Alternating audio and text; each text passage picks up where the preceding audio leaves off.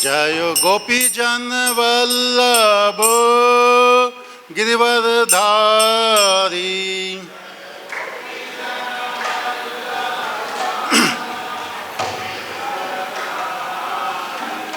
यशोदानंदन ब्रज जन रंजन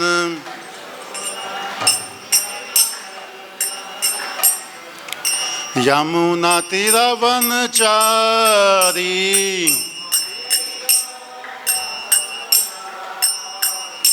जय राधा माधव कुंज बिहारी।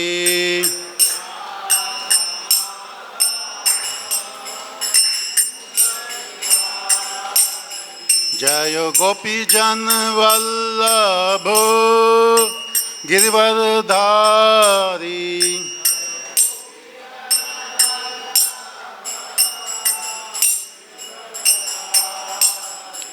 यशोदानंदन ब्रज जन रंजन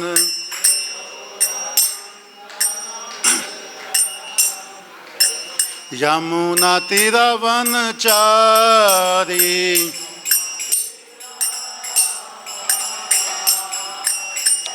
जय राधा माधव कुंज बिहारी।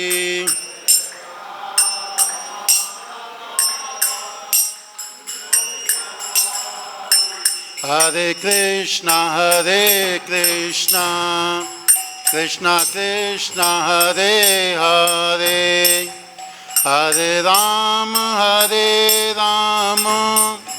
राम राम हरे हरे।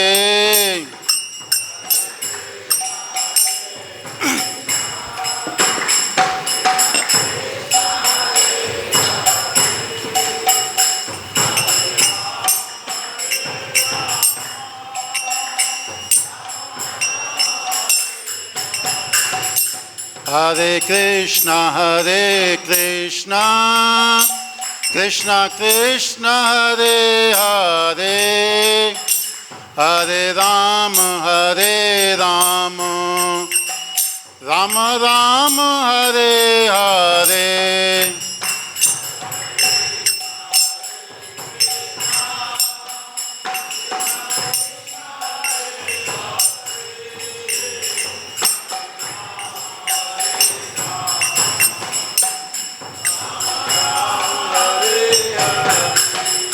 हरे कृष्णा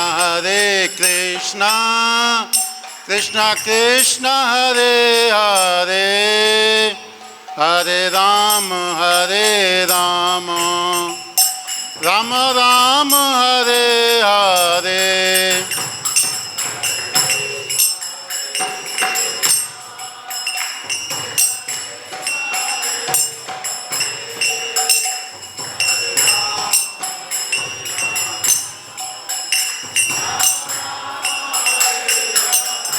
हरे कृष्णा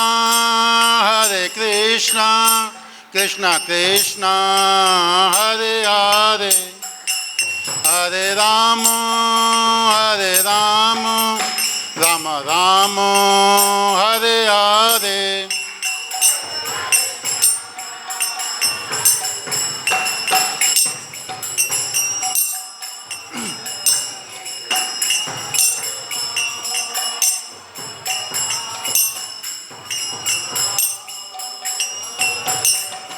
हरे कृष्णा कृष्णा कृष्णा हरे हरे, हरे राम राम राम हरे हरे।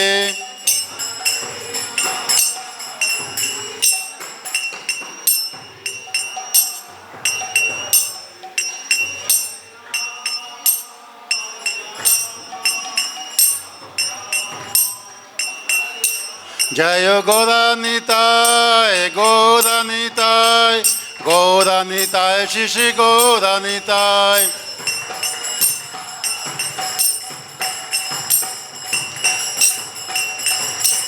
जय कृष्ण बलराम जय कृष्ण बलराम।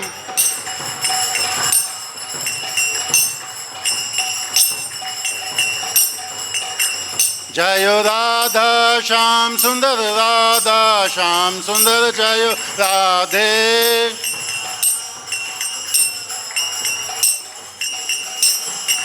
जय जय प्रभुपाद प्रभुपाद प्रभुपाद जय जय प्रभुपाद।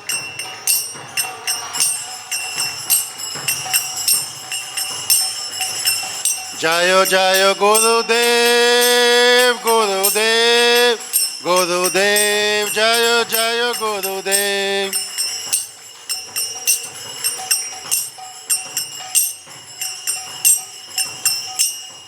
जगत गुरु शील प्रभुपाद की जय। तो सभी भक्तों का इस गीता क्लास में स्वागत है। पहले मंगलाचरण करेंगे। ओम अज्ञानतिमिरान्धस्य ज्ञानाञ्जनशलाकया चक्षुरुन्मीलितं येन तस्मै श्रीगुरवे नमः। श्रीचैतन्यमनोभीष्टं स्थापितं येन भूतले स्वयं रूप कदा मह्यं ददाति सुपदकान्तिकं। वन्देऽहं श्रीगुरु श्रीयुतः पदकमलं श्रीगुरून् वैष्णवांश। श्रीरूपं सागरजातं सहगण रघुनाथान्वितं तं सजीवं सावधूतं सावधूतं परिजनसहितं कृष्णचैतन्यदेवं श्री राधा कृष्ण पादान् सहगण ललिता श्री विशाखानिधिवांश। हे कृष्णा करुणा सिंधो दीनबंधो जगतपते गोपेश गोपिका कांत राधा कांत नमस्तुते। तप्त कांचन गौरांगी राधे वृंदावनेश्वरी वृषभानुसुते देवी प्रणमामि हरिप्रिये। वाञ्छाकल्पतरुभ्यश्च कृपा सिन्धुभ्य एव च पतितानां पावनेभ्यो वैष्णवेभ्यो नमो नमः। जय श्री कृष्ण चैतन्य प्रभु नित्यानंद श्री अद्वैत गदाधर श्रीवासादि गौर भक्त वृंद। हरे कृष्णा कृष्णा कृष्णा हरे हरे हरे राम राम राम हरे हरे।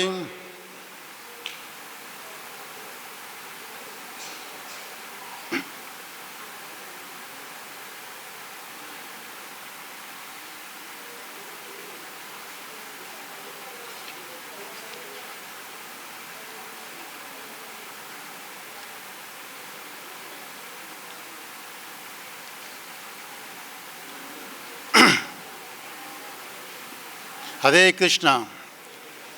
तो आज 10वें अध्याय से 33वां श्लोक पढ़ेंगे।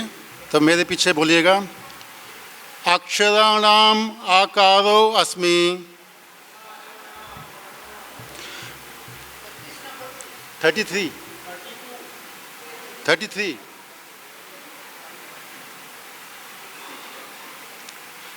हरे कृष्णा कृष्णा कृष्णा हरे हरे हरे राम राम राम हरे हरे।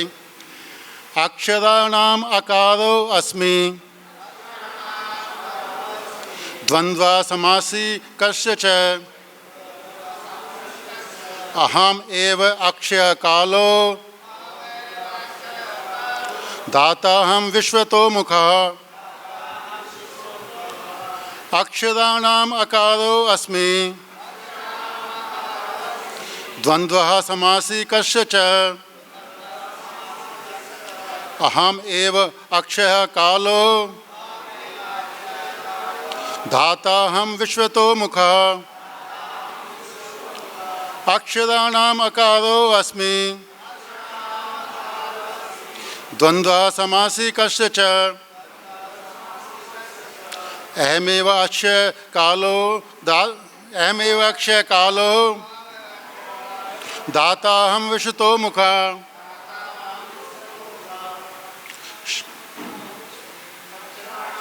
कारो अस्मि द्वंद्वा समासी कस्य च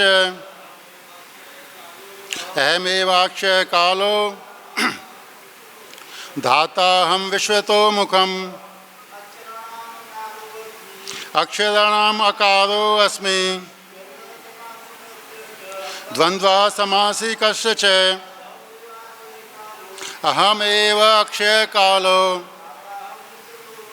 धाताहं विश्वतो मुखा अक्षराणाम् अकारो अस्मि द्वन्द्वा सामासिकस्य च अहमेव अक्षय कालो धाताहं विश्वतो मुखम् नामकारो अस्मि द्वन्द्वा समासिकस्य च अहमेव अक्षय कालो धाताहं विश्वतो मुखः। माता जी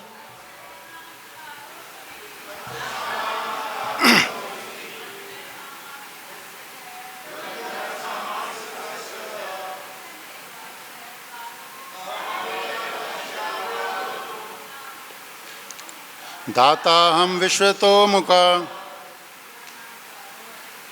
क्षराणां कारो अस्मि द्वन्द्वा समासिकस्य च अहमेव अक्षयः कालो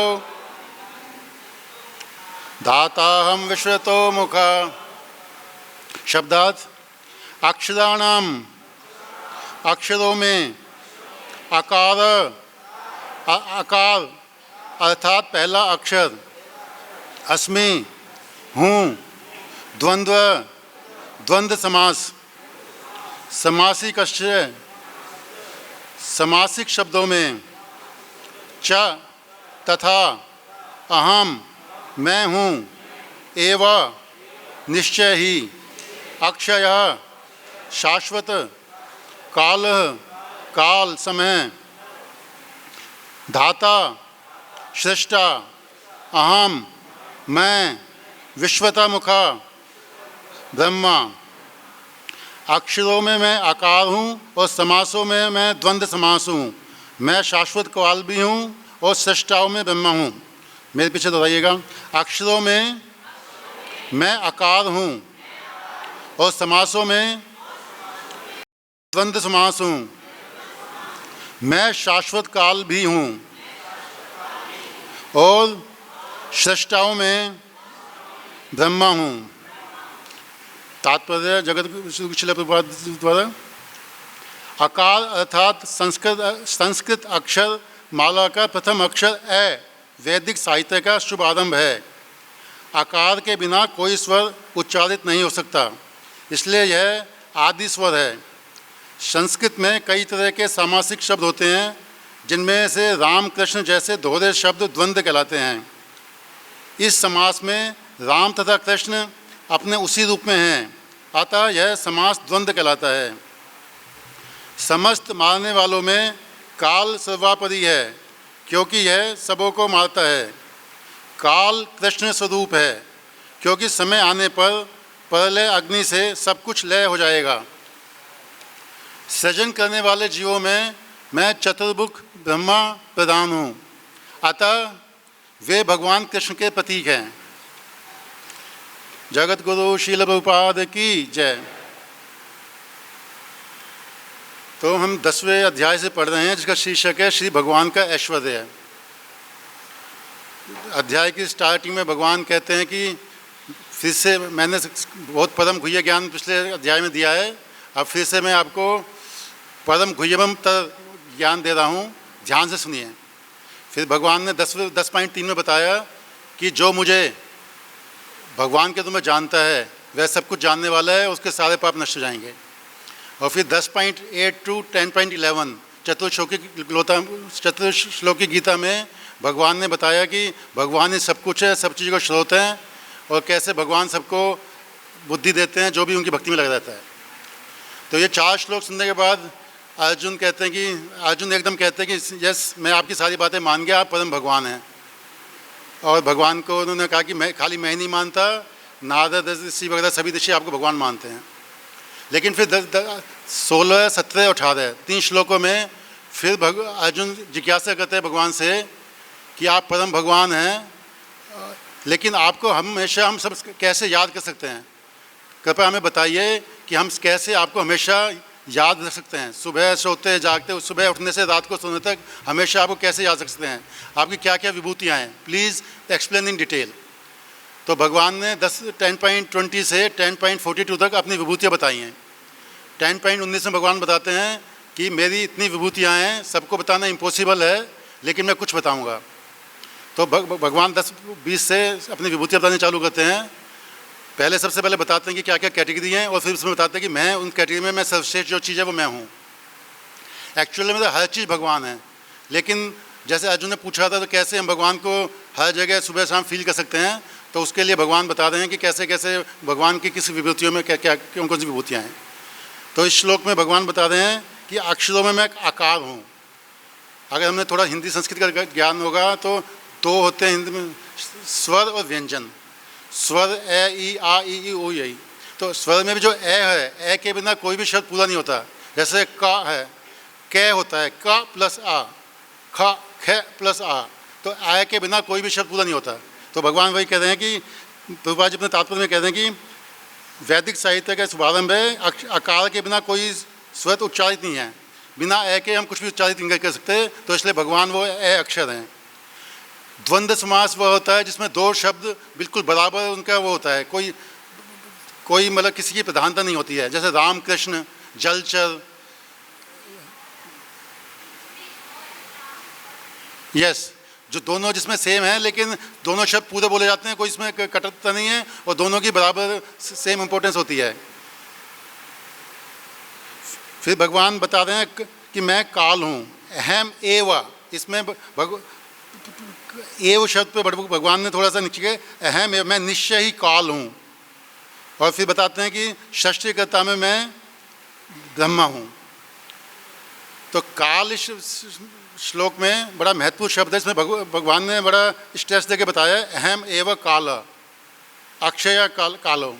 तो उसको हम थोड़ा डिटेल में बाद में पढ़ेंगे। अभी हमने जैसे बताया कि आकार है, भगवान ए के रूप में आकार हैं, और समास में द्वंद्व समास है, और षष्ठीकर्ता में ब्रह्मा जी हैं। तो पहले जीव जो है भगवान से आए वो ब्रह्म थे। ब्रह्मा जी का कोई मेटीरियल फादर या मदर नहीं है, वो डायरेक्ट ब्रह्मा जी भगवान के नाभि कमल से आए हैं, और वो सारे संसार की सृष्टि करते हैं। लेकिन ब्रह्मा जी प्राइमरी मेन सृष्टिकर्ता नहीं है, सेकेंडरी सृष्टिकर्ता है। इससे बोलते हैं विसर्ग। पहले भगवान सारा सदा प्रधान के रूप में सारे इंग्रेडिएंट्स देते हैं, और उसके बेस पे उनको ज्ञान देते हैं। भगवान को तेने हृदय कव्यादि पहले श्लोक में बताते हैं कि भगवान उनके हृदय में ज्ञान देते हैं, उसके द्वारा वो ब्रह्मा जी सृष्टि की रचना करते हैं। हम जो हमारी जिस ब्रह्मांड में हम रह रहे हैं उसमें जो ब्रह्मा जी हैं चतुर्मुख ब्रह्मा जी हैं।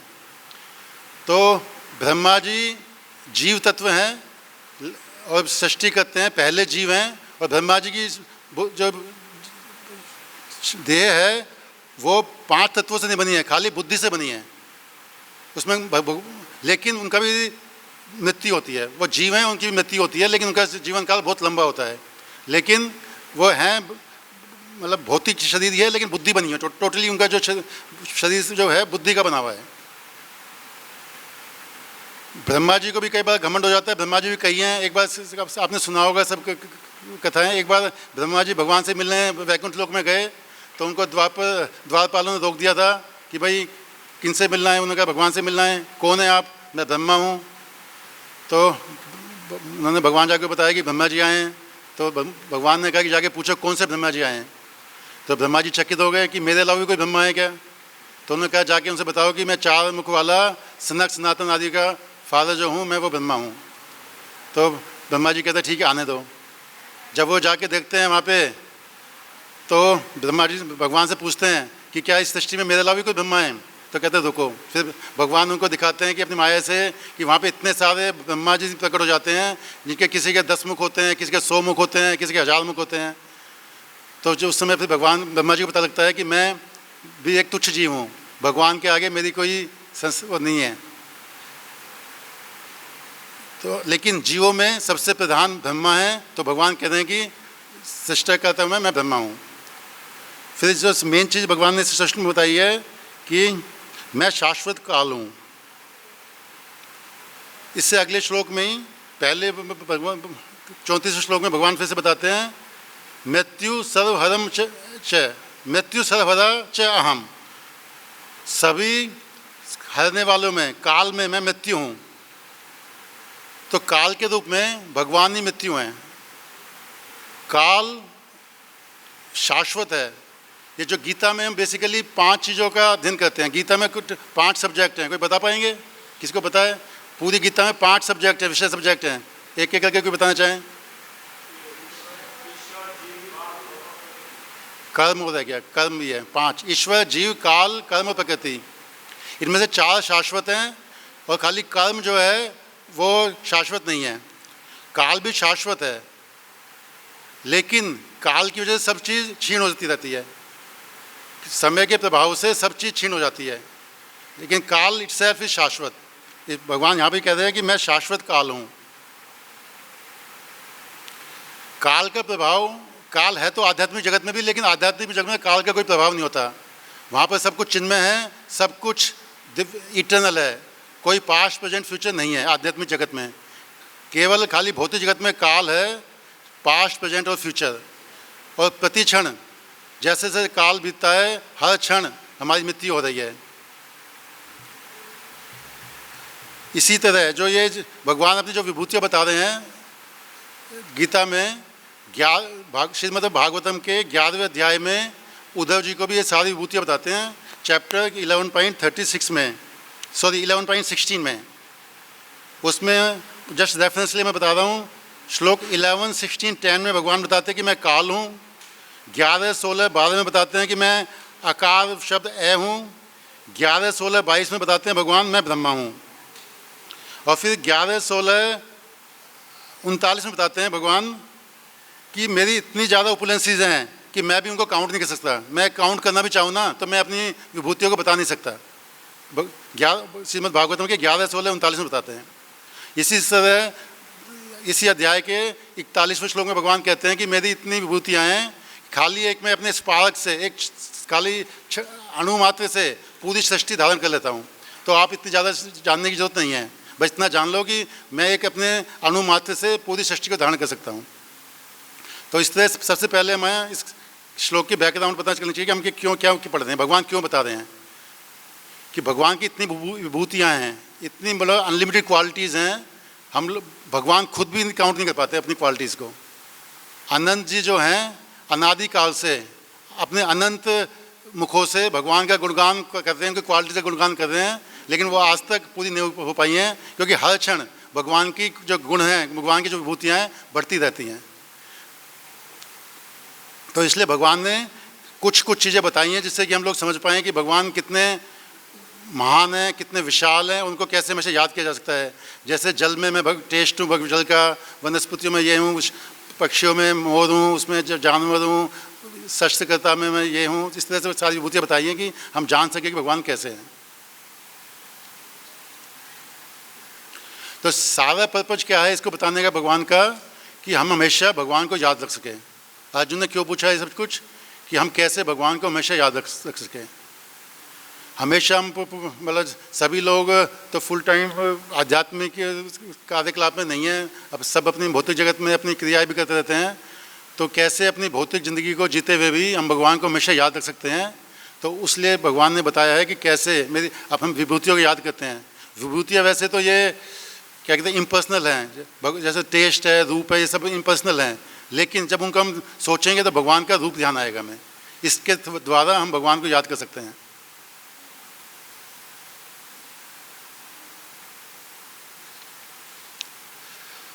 तो हम काल के ऊपर इस श्लोक में ज़्यादा चर्चा करेंगे। काल के ऊपर गीता के श्लोक नंबर 8.5 में भगवान क्या कहते हैं। गीता का सबसे बड़ा, सबसे one of the most important श्लोक है जो हमें हमेशा याद रखना चाहिए। दिखा सकते हैं 8.5।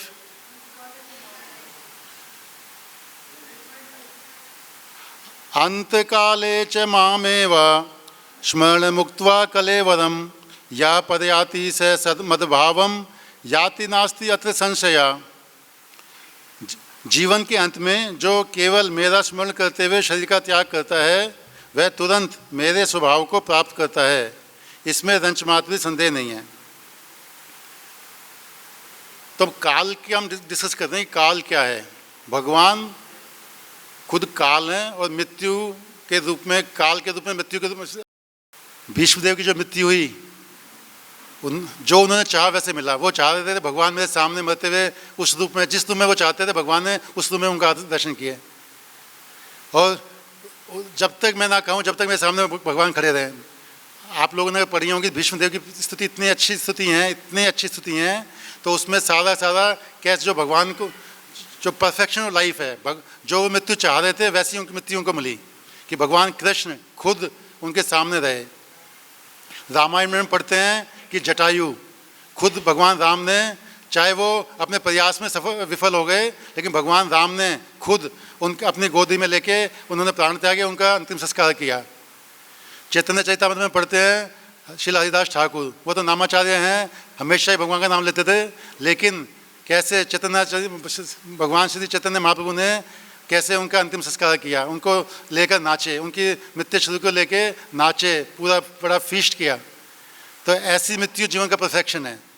हमारा एम यह रहना चाहिए कि हम चाहें भगवान हमारे आगे सामने प्रत्यक्ष रूप में रहें। वैसे तो भगवान का नाम और भगवान में कोई डिफरेंस नहीं है। हम भगवान का विग्रह देख पाएँ, भगवान के भक्तों के संग में रहें, धाम में रहें, या भगवान का नाम लेते हैं, वो भी सब भगवान ही हैं। लेकिन भगवान खुद भी आ सकते हैं। ये भक्तों के एग्जाम्पल से मिलता है कि अगर हमारा दृढ़ निश्चय है तो भगवान पर्सनल फॉर्म में भी आ सकते हैं और खुद हमारे सामने प्रकट हो सकते हैं मृत्यु के समय। अभी रिसेंट एग्जाम्पल है हिज होलीनेस कदम कानन महाराज जी ने अपना शरीर त्यागा वृंदावन धाम में, अपने गुरु महाराज के सानिध्य में, भक्तों के सानिध्य में कीर्तन होते हुए। तो ये ऐसा मुश्किल नहीं है। हमें अपने जीवन को ढालना है, हमें प्रोत्साहन लेना है भक्तों के जीवन से, और जीवन को इस तरह से ढालना है कि अंत समय में हम भगवान का स्मरण कर सकें। लेकिन उसकी ज़्यादा चिंता नहीं करनी है। हम प्रयास करेंगे तो भक्तों के संग में रहेंगे, तो हम किस तरह से भूल भी जाएं तो भक्त लोग दिला देंगे, भगवान हमें याद दिला देंगे। हमें इस चीज़ की चिंता नहीं करनी चाहिए। लेकिन हमारे प्रयास में कोई कमी नहीं रहनी चाहिए। हमें डरना नहीं है, टेंशन नहीं लेनी है, लेकिन हमारे प्रयास में कोई कमी नहीं होना चाहिए कि हमारा जीवन अपने ऐसे ढालें कि हमेशा भगवान का स्मरण करें, जिससे कि अंत नारायण स्मृति, जीवन का जो परफेक्शन ऑफ लाइफ है कि अंत समय में भगवान का याद रखें। गीता में भी 8.5 ने भी पढ़ा, भागवत में भी पढ़ा, और कैसे भगवान की स्मृति कर सकते हैं वो भी हमने काफ़ी श्लोकों में पढ़ा। परीक्षित महाराज का समय को बताया कि उनको श्राप मिला था 7 दिन में कि मृत्यु आएगी। उनको तो बताता कि 7 दिन में मृत्यु आएगी, तो उनको तो सुखदेव महाराज जी ने बताया कि 7 दिन आप कथा सुनिए। लेकिन हमें नहीं पता है, हमारी मृत्यु अगले क्षण भी आ सकती है, किसी क्षण भी आ सकती है। युधिष्ठिर महाराज का एग्जाम्पल वो पता होगा सबको कि युधिष्ठिर महाराज कहते थे कि मुझे सबसे बड़ा आश्चर्य ये लगता है कि सब लोग मर रहे हैं, फिर भी हमें लगता है कि हमारी मृत्यु नहीं आएगी। ये सबसे बड़ा आश्चर्य है।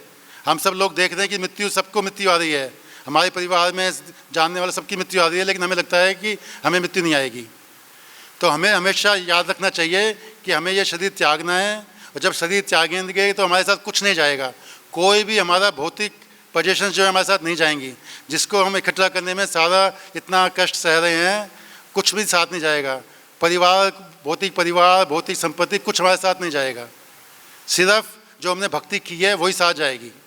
अगर हमारी पूर्णता हो गई तो भगवान के धाम इसी जाम चले जाएंगे। अदरवाइज जितनी हमने भक्ति की है उतनी भक्ति से हम अगले जीवन में चालू करेंगे उसी वहाँ से।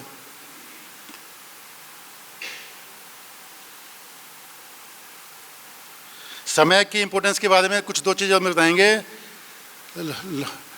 लो महर्षि का नाम अब सबने सुना होगा। उनके शरीर पे इतने बाल थे कि उनकी इतनी आयु थी कि उनका वरदान था कि जब उनका एक बाल गिरेगा, उनका एक बाल ब्रह्मा जी के एक दिन के बाद गिरेगा, और जब सारे बाल गिर जाएंगे तो उनकी मृत्यु आएगी। तो उनको एक बार किसी ने पूछा कि वो तपस्या कर रहे थे ऐसे ही बिना कुटिया के, बारिश आ रही थी, तो किसने कहा कि आप कुटिया को नहीं बना लेते? तो लो महर्षि कहते हैं कि मेरे पास इतना समय नहीं है व्यस्त करने के लिए मैं कुटिया बनाऊँ। जिनकी इतनी लंबी आयु है वो ये कह रहे हैं कि मेरे पास समय नहीं है। तो हमें अपना समय बिल्कुल व्यर्थ नहीं करना चाहिए। भगवान समय है। भगवान ने क्या कहा? अहम कालोस्मी, भगवान समय है।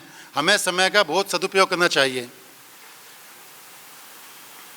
तो 2-3 सत्र निकाल दीजिए, 2-3-17। तो इसमें भगवान बता रहे हैं कि समय कितना इम्पोर्टेंट है। हर सूर्य उगने के साथ और सूर्य अस्त होने के साथ हमारा मृत्यु निकट आ रही है, तो हमें हमेशा भगवान का स्मरण करना चाहिए। खाली वो समय जिस समय हमने भगवान का याद रखा वही हमारा जीवन असली, बाकी सब वेस्ट है।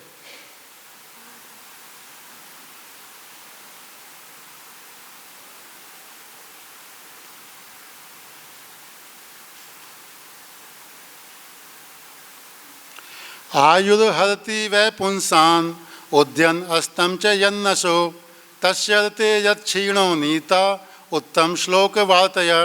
प्लीज प्रभु अनुवाद पढ़िएगा।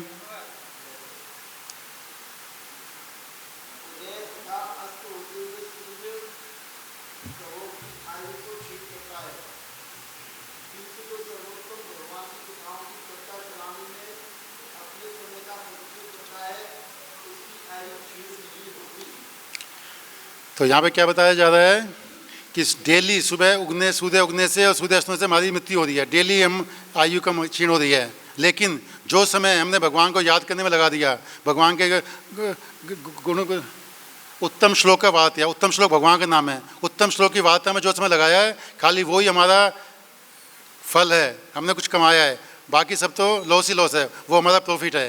अगर हम प्रॉफिट लॉस की बात करें तो वही हमारा खजाना है, बाकी सब बेकार है। ज़िंदगी भर जो हम प्रयास करते हैं वो सब यहीं रखा रह जाएगा। सिर्फ जो समय हमने भगवान की बात में लगाया वही हमें भगवान के पास ले जाएगा। तो शिला प्रभुपाद से एक बार किसने पूछा कि हमें कृष्णा कॉन्शियस बनने में कितना टाइम लगेगा, कितने समय में हम रियलाइज़ कर पाएंगे भगवान को। तो उनका एक क्षण। अगर हम सिंसियरली ध्यात्म बुद्धि से आत्म निकलना चाहते हैं, सेल्फ रियलाइजेशन होना चाहते हैं, तो एक क्षण में हम सेल्फ रियलाइजेशन पर आत्मा के स्तर पर आ सकते हैं। ध्यात्म बुद्धि से निकलकर सिंसियरली डिटैच हो जाएं और भगवान से सिंसियरली प्रार्थना करें, तो एक क्षण में हम ध्यात्म बुद्धि को छोड़कर सेल्फ रियलाइज हो सकते हैं और भगवान को हमेशा याद रख सकते हैं।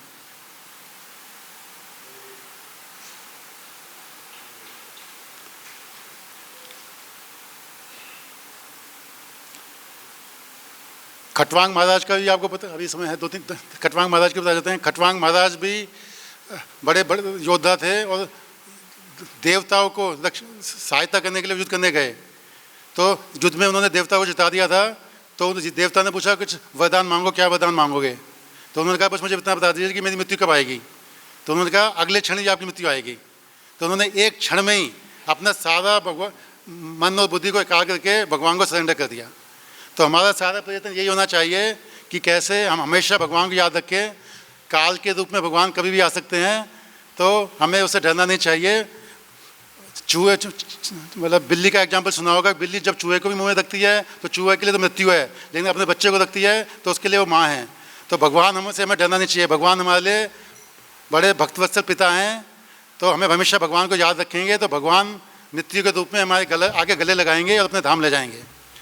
हरे कृष्णा कृष्णा कृष्णा हरे हरे, हरे राम राम राम हरे हरे। तो बस यही निवेदन हमारा आपसे कि हमेशा काल को याद रखते हुए, काल के तुम्हें भगवान मृत्यु कभी भी आ सकती है, भगवान को याद रखें, एक क्षण भी वेस्ट ना करें और हमेशा भगवान को याद रखें, भगवान का नाम हमेशा याद रखें। और जिसमें भी आते हैं 9 विधियाँ कैसे भी है भगवान के याद करें और ये जीवन को व्यर्थ न जाना पड़ेगा। इतना हम भाग्यशाली हैं, तो हमेशा भगवान को याद रखें। और कोई मुझसे कोई त्रुटि रह गई हो तो क्षमा करिएगा। हरे कृष्णा कृष्णा कृष्णा हरे हरे, हरे राम राम राम हरे हरे। जगत गुरु शील प्रभुपाद की जय। एक्चुअली श्लोक में बोलने के लिए कुछ कम है, तो जितना भी भागवतम से और गीता से जो भी रेफरेंस आया है, काल शब्द में मेन है, उससे लेकर जितनी भी चीज़ें आई हैं उसको मैंने संकलित करने की कोशिश की है, जो भी रिलेवेंट है उसके बारे में कुछ बोलना चाह रहे हैं। 216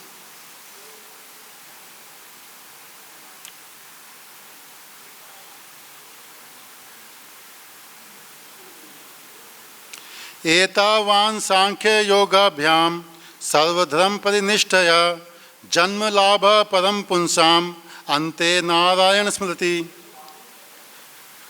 भागवत का खोल के आगे ना, हिंदी में कोई शब्द तात्पर्य पढ़ेंगे प्लीज, मेरे पास इंग्लिश में है। हाँ पढ़िए।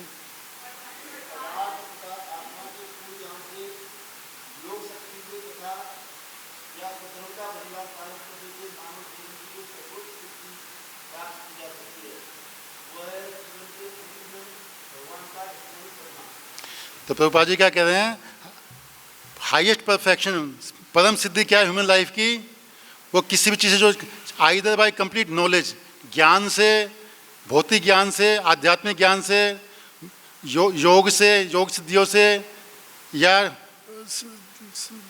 वानप्रस्थ धर्म से, या भगवान की भक्ति से, अल्टीमेट पर्पज क्या है कि अंत नारायण स्मृति, मरते समय भगवान को हमें याद रखना है, क्योंकि काल के रूप में भगवान आएंगे और सब कुछ हर लेंगे, सारा हमारा पोजीशन, सारी हमारी नॉलेज, सब कुछ हर लेंगे।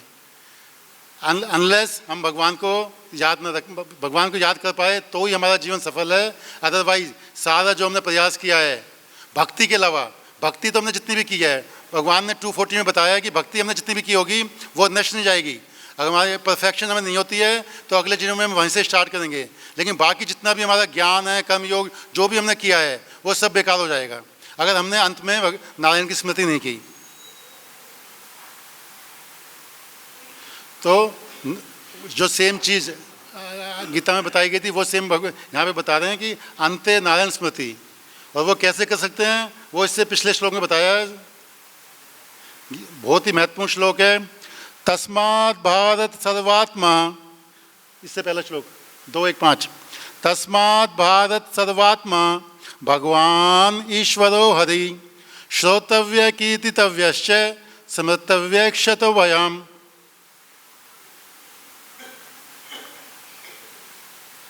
तो जी पढ़िए, हिंदी में अनुवाद पढ़िए, अनुवाद हिंदी में, अनुवाद। तस्मात् भारत सर्वात्मा, इसी से पहले वाला 2:1-6 से पहले 2:1-5, तस्मात् भारत सर्वात्मा भगवान ईश्वरो हरि श्रोतव्य कीर्तितव्यश्च स्मृतव्य इक्षतो भयम्। अनुवाद पढ़िए प्लीज।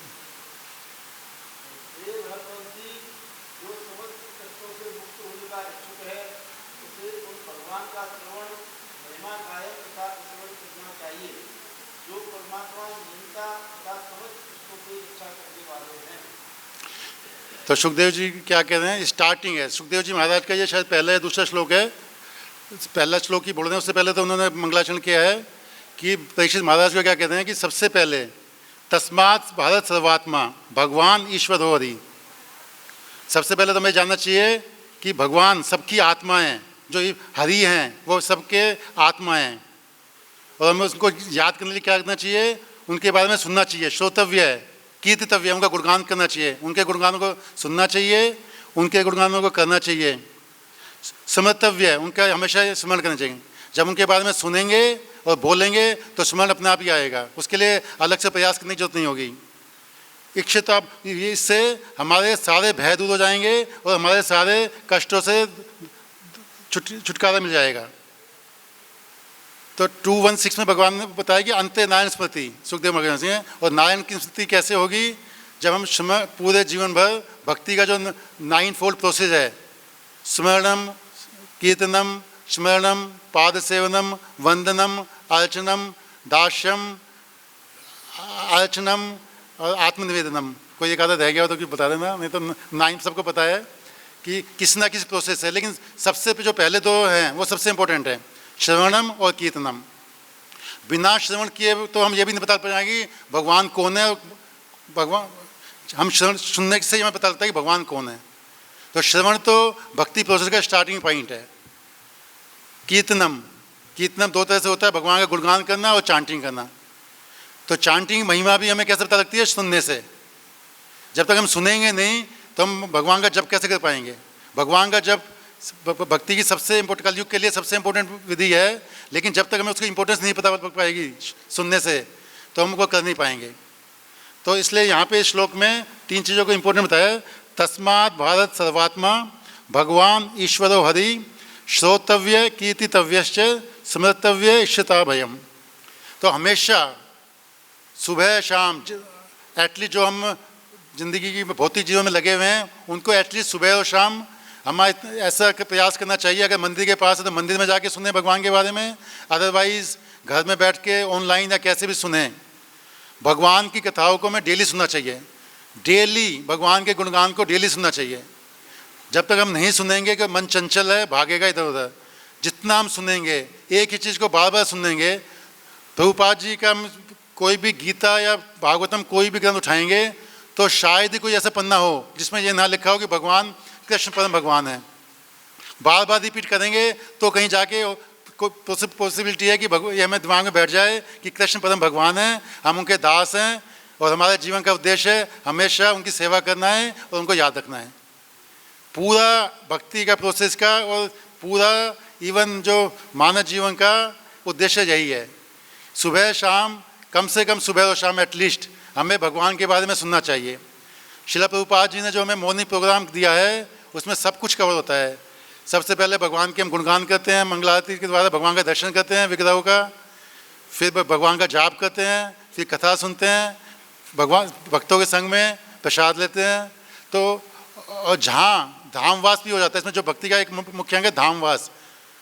हम तो सब लोग लकी हैं कि वृंदावन में बैठे हैं, लेकिन प्रभुपाद जी कहते हैं कि इस्कॉन का हर मंदिर धाम है, जहाँ भी भगवान के कथाओं का गुणगान हो रहा है, नाम जाप हो रहा है, कीर्तन हो रहा है, प्रसादम की व्यवस्था हो रही है और भगवान के दर्शन हो रहे हैं, वही धाम है।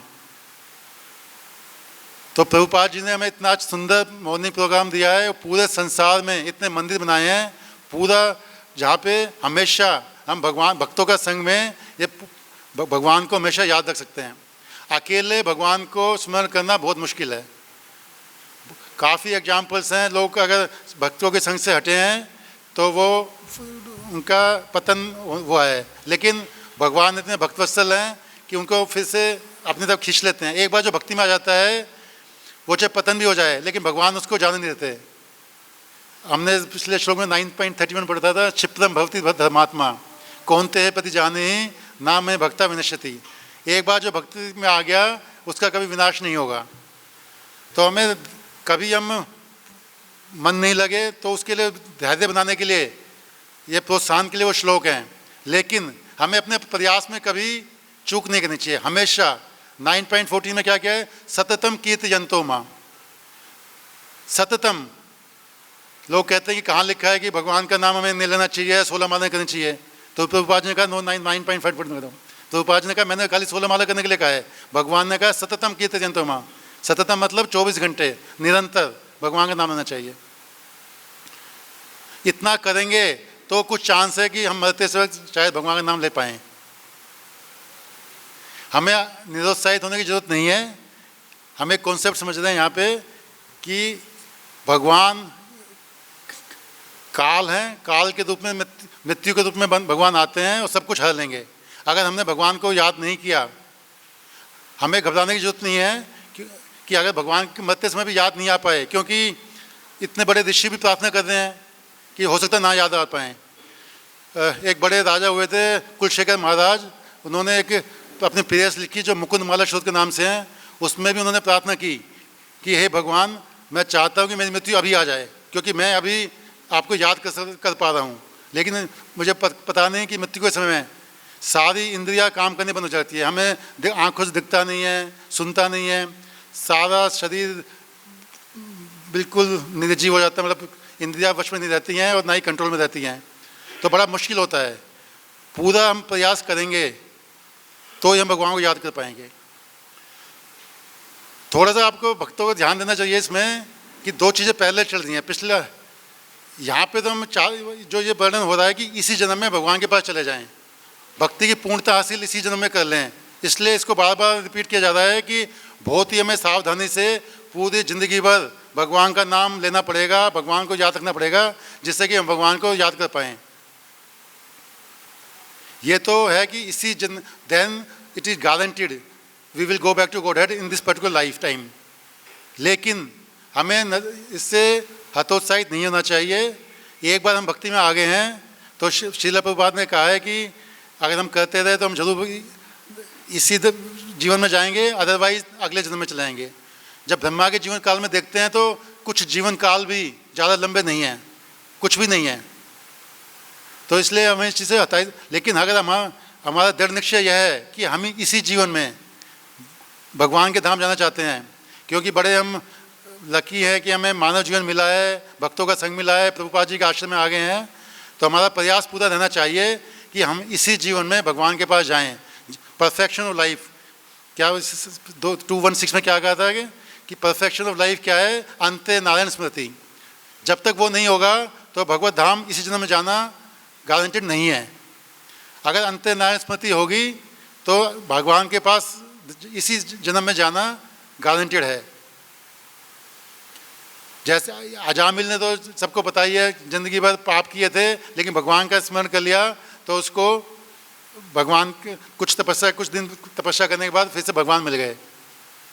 तो हमें अपना सारा जीवन इस तरह से ढालना है कि हम हमेशा भगवान को याद रख सकें। इसलिए भगवान ने अपनी कैसे कैसे याद रख सकते हैं। कई लोग जैसे जो भक्त हैं वो तो डायरेक्ट उनको श्रवण कीर्तन करना चाहिए, भगवान का नाम जाप करना चाहिए, विग्रह सेवा करनी चाहिए। लेकिन जो भक्त फुल टाइम भक्त नहीं है, जो भौतिक जीवन यापन कर रहे हैं, उनके लिए इस अध्याय में बताया गया कि कैसे कैसे किसी भी चीज़ को हम देखकर भगवान को स्मरण कर सकते हैं। एक होता है एनर्जी और शक्ति और शक्तिमान। भगवान जो भी कुछ हम देख रहे हैं भगवान की शक्ति है। जब शक्ति को देखेंगे तो शक्तिमान अपने आप याद आएंगे। कैसे शक्ति को देख के शक्तिमान को याद किया जा सकता है, वो इस अध्याय में विभूतियों के द्वारा बताया जा रहा है।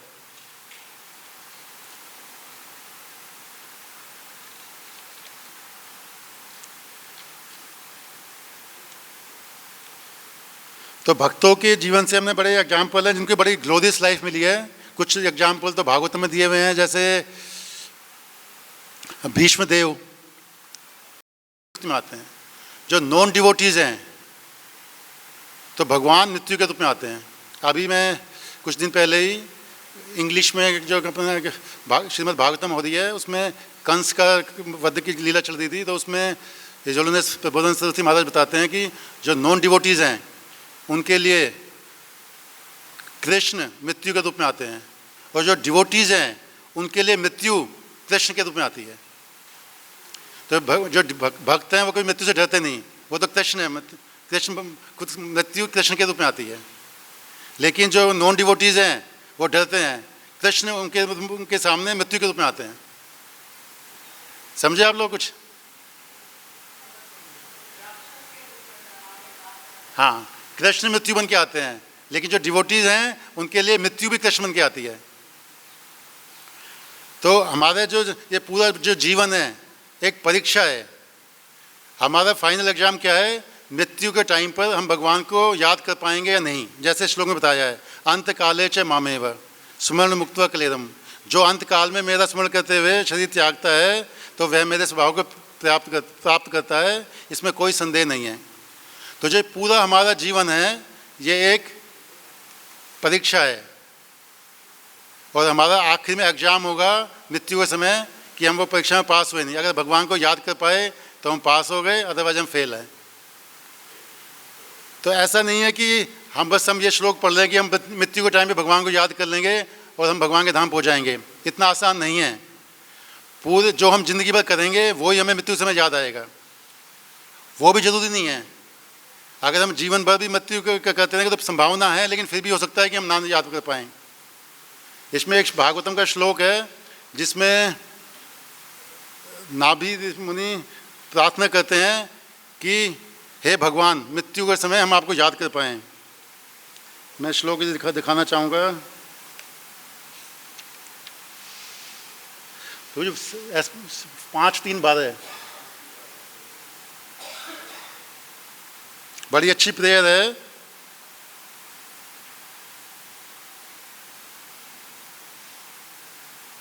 हरे कृष्णा कृष्णा कृष्णा हरे हरे, हरे राम राम राम हरे हरे। हरे कृष्णा कृष्णा कृष्णा हरे हरे, हरे राम राम राम हरे हरे। तो इसका तात्पर्य पढ़ेंगे। आप पढ़िए पढ़िए, मेरे पास इंग्लिश में है। तात्पर्य पड़ेगा इसका 5-3 बार का।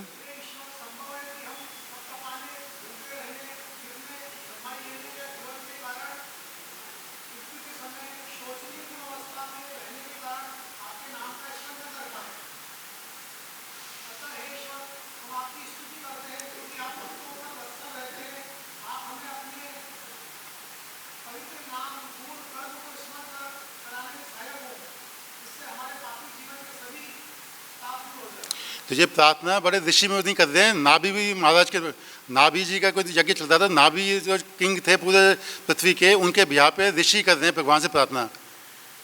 तो बड़े बड़े ऋषि को भी डाउट है कि ज़िंदगी भर हम भगवान का नाम लेते हैं तो भी हो सकता है शायद हम ना ले पाएँ। तो ऐसा नहीं है कि हम सिर्फ ज़िंदगी भर माया में फंसे रहें और मृत्यु के समय में भगवान का नाम याद आ जाएगा।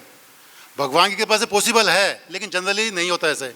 भगवान की कृपा से कुछ भी पॉसिबल है, भगवान हेतु की कृपा कर सकते हैं, लेकिन जनरली ऐसा नहीं होता है। तो इसलिए हमें हमेशा प्रयास करते रहना चाहिए कि हम कैसे भगवान को हमेशा याद रखें, जिससे कि मृत्यु के समय जब काल के रूप में भगवान हमारे सामने आएँ तो हम भगवान को याद कर सकें और मृत्यु भी हमें भगवान नजर आएँ। ये नहीं कि भगवान मृत्यु नजर आएँ, मृत्यु हमें भगवान के रूप में नजर आएँ।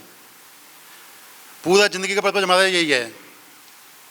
8.6 में भगवान बता रहे हैं, यम यम वापि स्मरण भाव तजंते कव कलेवरम तम तम एवेति कौन्तेय सदा तद भाव भाविता।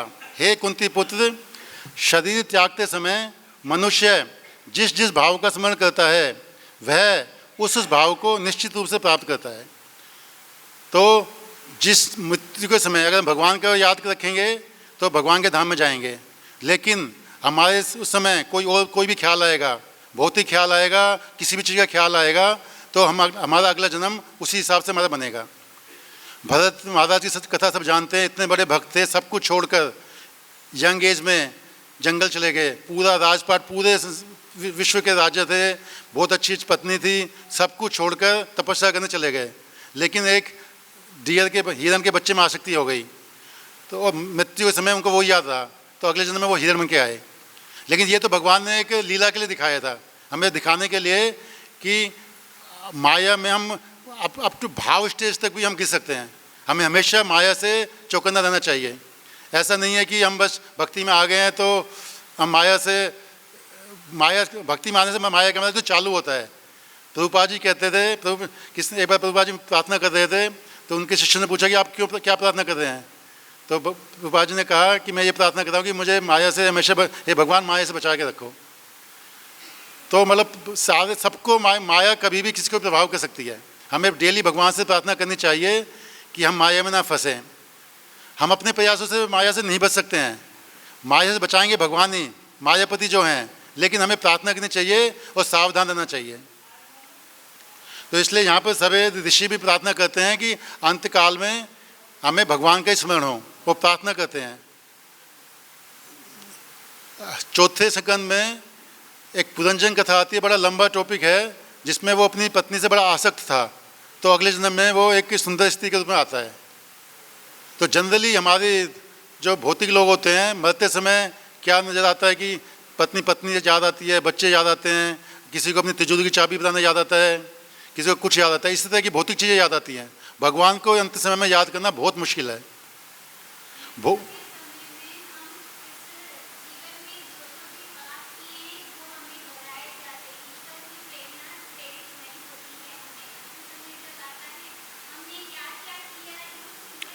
यस,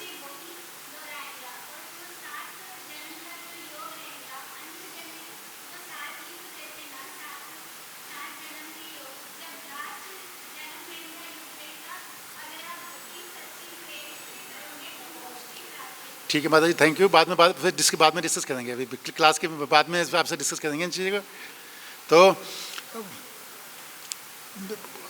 भगवान को कैसे याद किया जाए, हमेशा हमारे जीवन का उद्देश्य क्या है कि हम जिंदगी भर भगवान ऐसे हम अपना जीवन इस तरह से ढालें कि अंत समय में हम भगवान को याद कर पाएँ। हमेशा भगवान को याद रखें और अंत समय में भी भगवान को याद कर पाएँ। उसी के लिए पूरी गीता, भागवतम, सारे श्लोक, मेन इसी पर्पज़ के लिए हैं। भक्ति रसामृत सिंधु में श्रील रूप गोस्वामी कहते हैं कि सारी साधनाओं का, सारे भक्ति का प्रयास का क्या लक्ष्य है। एक श्लोक में कोट किया है कि always remember Krishna and never forget Krishna, हमेशा भगवान को याद रखें और कभी भगवान को ना भूलें। सारे हमारे भक्ति का जो मुख्य उद्देश्य यह है कि हमेशा भगवान को याद रखें और भगवान को कभी ना भूलें। तो भगवान को हम याद कब रखेंगे? पहले भगवान की महानता समझ पाएँ।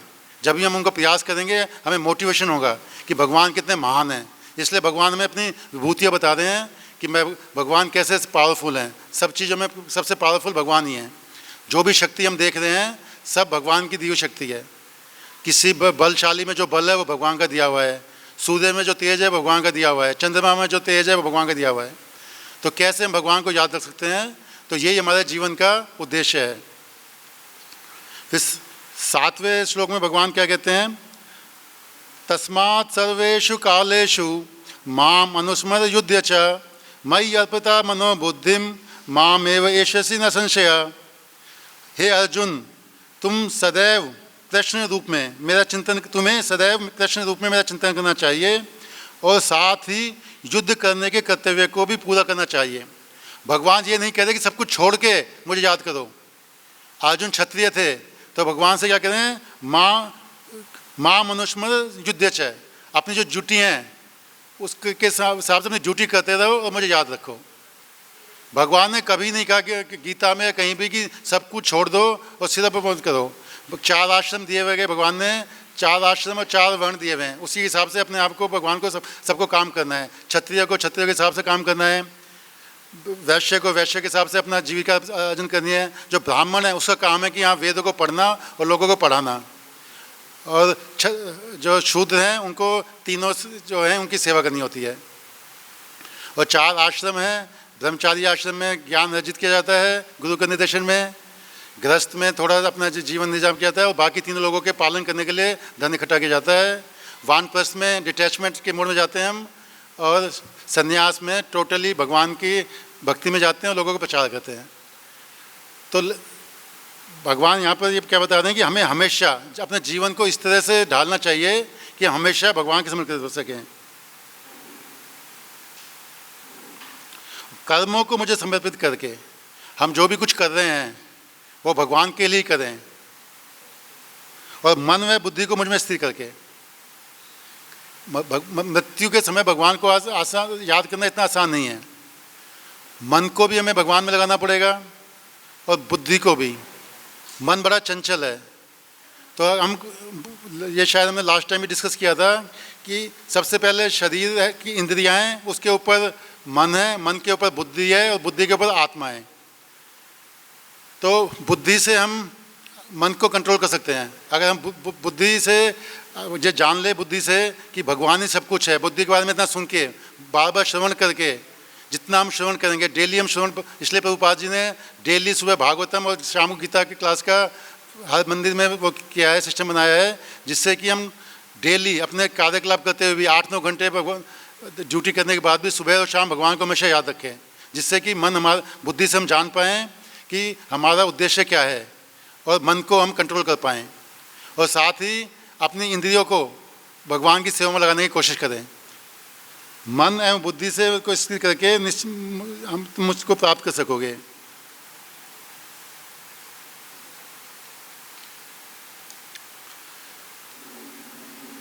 तो इन 3 श्लोकों में भगवान बता रहे हैं कि हमारा जो जन्म मृत्यु के समय भगवान को याद रखेगा तो भगवान के पास पहुँचेगा, और जो भी मृत्यु के समय हमारा भाव होगा वो वैसा ही हमारा अगला जन्म मिलेगा।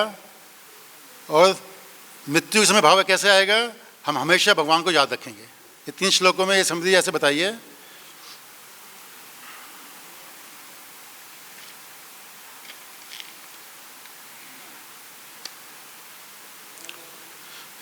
भागवतम का श्लोक 216,